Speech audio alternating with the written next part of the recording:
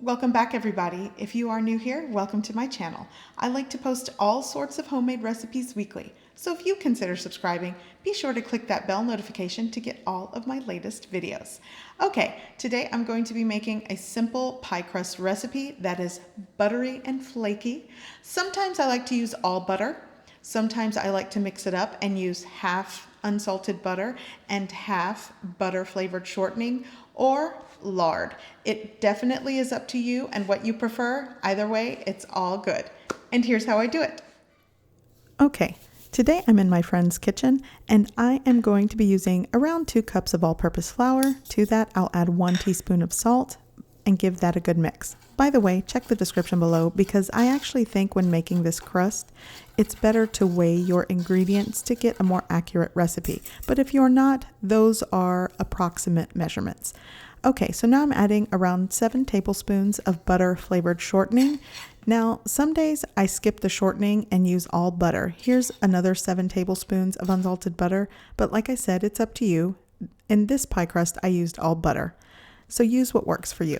Now I'm just going to use a dough cutter and just mix and combine my butter shortening into the flour mixture until it is nice and crumbly.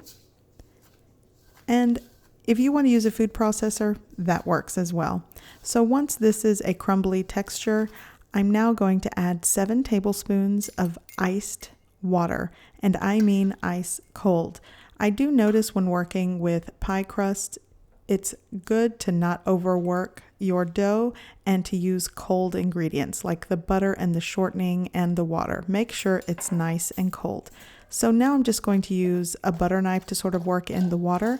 But like I said earlier, sometimes I use my food processor and I will mix it or work it until it starts to form a ball. Now that's when I'm using my food processor. As you can see here, it's starting to clump up, and that's a good indication that it's combined well. But when using my hands, I just sort of fold it and gently pat it into a ball. This recipe will make 2 9-inch pie crusts, and I like to just divide it beforehand and then create a disc and cover it in cling wrap.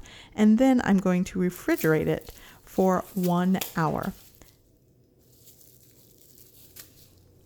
So today I'm going to be making a pecan pie, and here I have a 9-inch pie plate or pie dish, and I'm actually at a friend's house.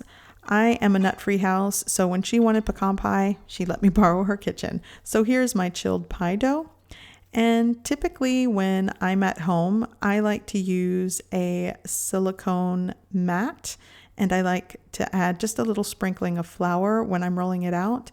But today, I'm at a friend's house. I didn't bring my silicone mat, so I'm just going to use this cling wrap and just flour it.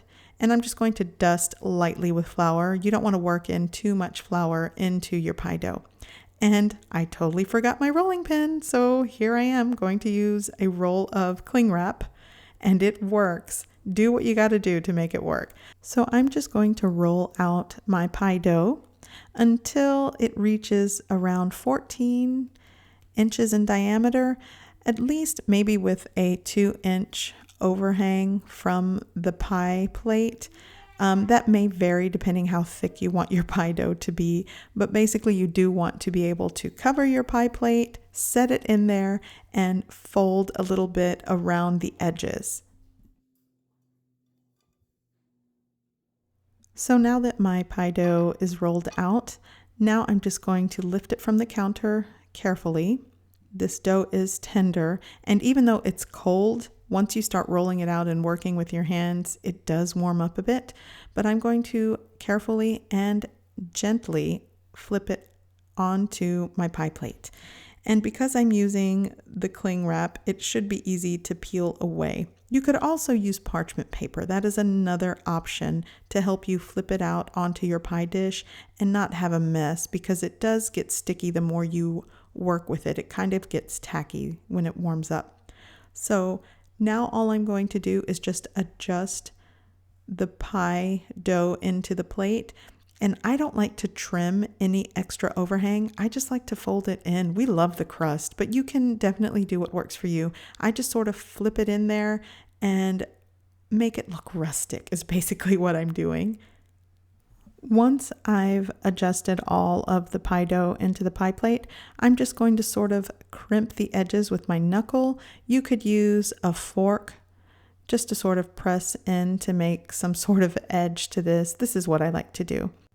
Okay, so now that I have fixed the edges to this pie dough, I'm going to chill it in the refrigerator for about 20 minutes. And today I'm using it for a pecan pie. Now, another thing to ensure a flaky pie crust is to make sure that it's cold. So once you handle it and work with it, make sure you chill it again before baking. Now, if you need to blind bake this pie crust, just make sure you put parchment paper, some beans that you have as weights or some pie weights, and bake it in a preheated oven at 375 degrees Fahrenheit for about 20 minutes to blind bake it first. So my pecan pie is done. I'm going to let it cool completely over the course of 6 hours to let it set. But I want to show you, look how tender and flaky and golden brown this pie crust comes out. It's absolutely delicious. And so is the pie. And be on the lookout for this recipe. At some point I will be posting. But I also use this crust for my silky sweet potato pie as well. I will link that recipe video below. As delicious as the fillings are to pies, I think the crust is just as important. Okay, so that was my easy recipe. I hope you guys found that helpful. And as you can see, when I was making a pie crust at my friend's house, I could not find the rolling pin. So I used a roll of cling wrap. It all works. You can make it work. Either way, the crust came out so good. So I hope you guys give this recipe a try. I hope you like it, and thanks for watching. Bye.